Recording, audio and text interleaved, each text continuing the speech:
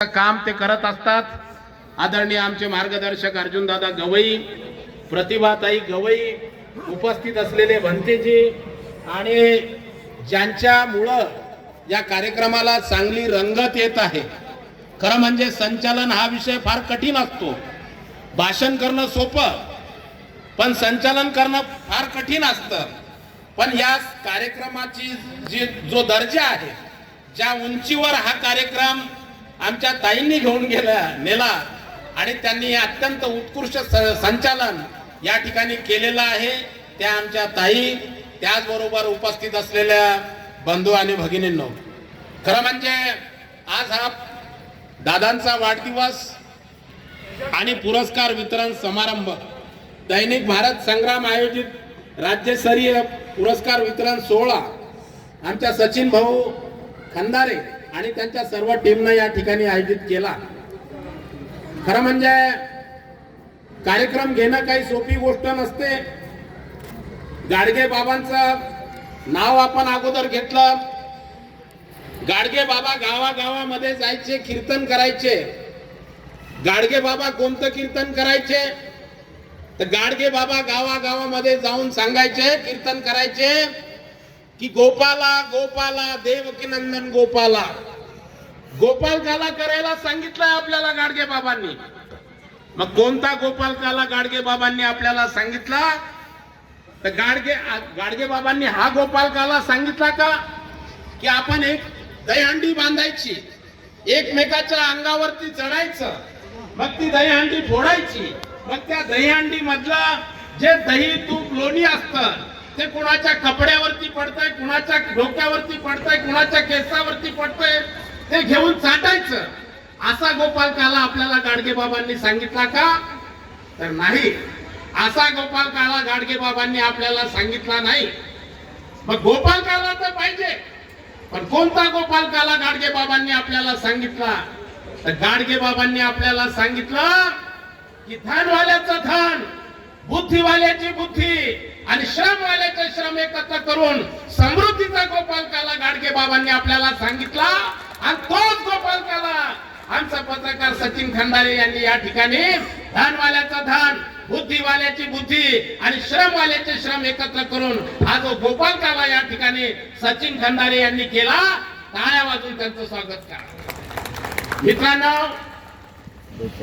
सचिन चांगला कार्यकर्ता आहे, पत्रकार आहे।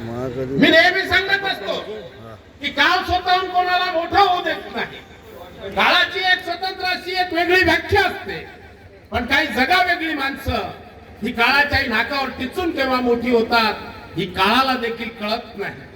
आणि आज सचिन सारखी या ठिकाणचा पत्रकार एक आपल्या लेखणीच्या बळावर या ठिकाणी मोठा झाला, हे सांगताना मला या ठिकाणी मोठा आनंद वाटतो। म्हणून मित्रांनो, पाण्यामध्ये भक्ती मिसळवली की तीर्थ होतंय, अन्नामध्ये भक्ती मिसळवली की प्रसाद, आणि कामामध्ये भक्ती मिसळवली की त्या ठिकाणी सेवा होते। अशी निस्सीम सेवा आज ज्यांना ज्यांना पुरस्कार मिळाले त्या सगळ्यांनी समाजामध्ये केलेली आहे। आणि म्हणून ज्यांना या ठिकाणी ज्या मान्यवरांना पुरस्कार मिळाले त्या सर्व पुरस्कारात मान्यवरांचं या ठिकाणी मी हार्दिक स्वागत करतो। आणि ज्यांना पुरस्कार मिळाले नाही त्यांनी नाराज होण्याचं कारण नाही। जर का तुम्ही देखील चांगल्या पद्धतीचं काम केलं तर पुढच्या वर्षी या ठिकाणी आपल्याला पुरस्कार मिळाल्याशिवाय राहणार नाही। म्हणून ज्यांना पुरस्कार मिळाला नाही, अनेकांनी सांगितलं की अनेकांची नावं या ठिकाणी आली, परंतु या ठिकाणी पुरस्कार वेळेवर मिळत नसतो। कर्तृत्ववान माणसं जे असतात, कौतुक करणं, कौतुक हा शब्द फार छोटा आहे। कौतुक तीनच शब्द आहेत, 3 अक्षर आहेत। कौतुक हा शब्द जरी छोटा असला तर ते करण्यासाठी मन फार मोठं असावं लागतं। आणि कौतुक करणं हे अर्जुनदादा गवई आणि सचिन खंदारे यांना चांगलं जमतं, कारण आपण जेव्हा दुसऱ्याला अहो म्हणतो तेव्हा दुसरा आपल्याला काहो म्हणू शकतो। एकमेकांचा सन्मान जर का आपण केला तर आपला देखील सन्मान त्यामध्ये वाढत असतो। एकमेकाच्या कार्याची दखल जर का आपण घेतली तर आपल्याही कार्याची दखल भविष्यामध्ये हा समाज घेत असतो. आणि म्हणून आज आपण सर्वजण या ठिकाणी या पुरस्कार वितरण सोहळ्यामध्ये उपस्थित झालात. अर्जुन दादांचा वाढदिवस आहे. पहा अर्जुन दादाकडं बनतेजींनी सांगितलं त्यांना आजपासून भाऊसाहेब पदवी दिली.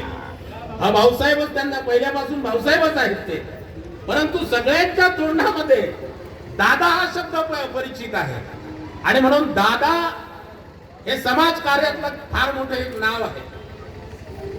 ते वाळवंटात जरी गेले तर त्या ठिकाणी जत्रा भरवण्याचं सामर्थ्य अर्जुन दादामध्ये आहे. आणि म्हणून रुके तो चांद चले तो हवा जैसा लगता है.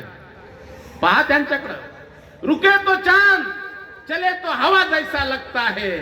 वो शख्स धूप में भी देखो तो छाव जैसा लगता है. वो शख्स धूप में भी देखो तो छाव जैसा लगता है.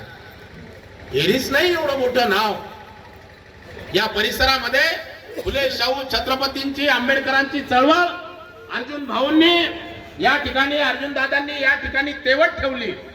आम्ही नेहमी सांगत असतो की नदीला पूर आला की पुरासोबत पाला पाचोळा वाहत येतो. पूर ओसरला की नदीच्या पात्रामध्ये जे पाणी शिल्लक असतं ना ती त्या नदीची खरी क्षमता असते.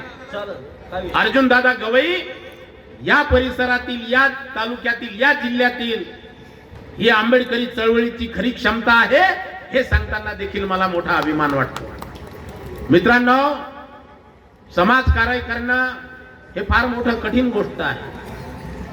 इतरांना मदत करणं, इतरांच्या सुख दुःखामध्ये धावून जाणं हे जर शिकायचं असेल तर हे अर्जुन दादाकडं शिकलं पाहिजे. या कार्यक्रमाला अगोदर सांगण्यात आलं की खूप विरोध करण्यात आला. विरोध चांगल्या कामालाच होत असतो. चांगल्या कामालाच लोक विरोध करत असतात. आज आपण पाहतो आहे महाराष्ट्रामधलं आणि या देशामधलं जे वातावरण आहे हे अत्यंत तिरस्काराचं वातावरण या देशामध्ये निर्माण करण्यात आलेलं आहे. जाती जातीचे भांडणं या देशामध्ये कधी लावण्यात आलेले आहेत. या तिरस्काराच्या वातावरणामध्ये देखील सचिन खंडारे सारखा पत्रकार तुम्हाला पुरस्कार वाटण्याचं काम करतोय ही फार मोठी गोष्ट आहे. आणि म्हणून आज त्याचं कौतुक करावं तेवढं या ठिकाणी कमी आहे. कारण कार्यक्रम घेत असताना संकट बरीच आली सांगितलं त्यांनी. अरे पण सचिन, संकट माणसाला अडवायला येत नसतात तर संकट माणसाची उंची वाढवायला येत असतात. अडथळे तुमच्यातल्या क्षमता बाहेर काढायला येत असतात. अडचणी तुमच्यातले कौशल्य बाहेर काढायला येत असतात. तेव्हा संकट, अडचणी, अडथळे यांना घाबरायचं नसतं. त्यांचा संघर्ष त्यांना करून द्यावा लागतो. तेव्हाच कुठे माणसाचं नेतृत्व आणि वक्तृत्व या ठिकाणी घडत असते. आणि म्हणून आज आपण सर्वजण या ठिकाणी मान्यवर देखील उपस्थित झालेत.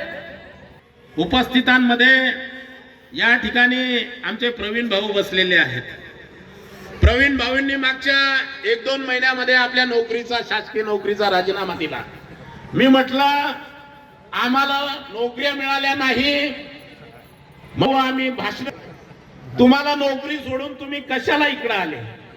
परंतु त्यांनी त्यांचं विजन सांगितलं.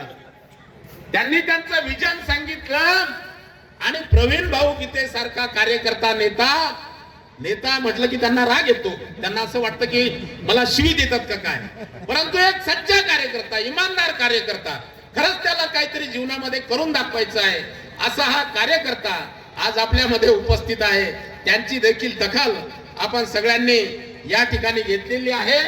आणि येणाऱ्या काळामध्ये ते देखील आपलं कर्तृत्व या ठिकाणी सिद्ध करण्यासाठी निघालेले आहेत. मी एवढंच सांगू शकतो त्यांच्याबद्दल, वेळ आलीच तर तो नदीत पोहून जाऊ शकतो. वेळ आलीच तर तो नदीत पोहून जाऊ शकतो. तो आगही पाण्याला लावून जाऊ शकतो. अरे गेलाच नसेल वस्तीत कोणी गरिबांच्या, त्या ठिकाणी प्रवीण गीते हा धावून जाऊ शकतो. त्या ठिकाणी प्रवीण गीते धावून जाऊ शकतो. अशा पद्धतीचं आज प्रवीण भाऊ, एकदा सगळेजण म्हणतात की परिचय तुमचा उभा राहून करायचा आहे. आणि म्हणून असं नेतृत्व रेकॉर्ड केलं बरं सर्व बी, असं नेतृत्व आपण जपलं पाहिजे. समाजानं असं नेतृत्व जपलं पाहिजे. आणि कुणीतरी म्हटलं की पैशानं पुरस्कार मिळत नसतात. बरोबर आहे, अनेक ठिकाणी पुरस्काराचे वितरण केल्या जातं, परंतु ते कशा पद्धतीनं होतं. आज मागच्या वर्षी या कार्यक्रमाला बोलवलं होतं पण येऊ शकलो नाही, परंतु या पुरस्काराचा दर्जा, या पुरस्काराची महती, या पुरस्काराची उंची खरोखर काही माणसांमुळे या ठिकाणी वाढलेली आहे. आज आपल्यामध्ये खडसे साहेब उपस्थित आहेत, उपजिल्हाधिकारी, आणि म्हणून या पुरस्काराचा दर्जा देखील वाढलेला आहे. शेतकरी नेते रविकांतदादा तुपकर गेले.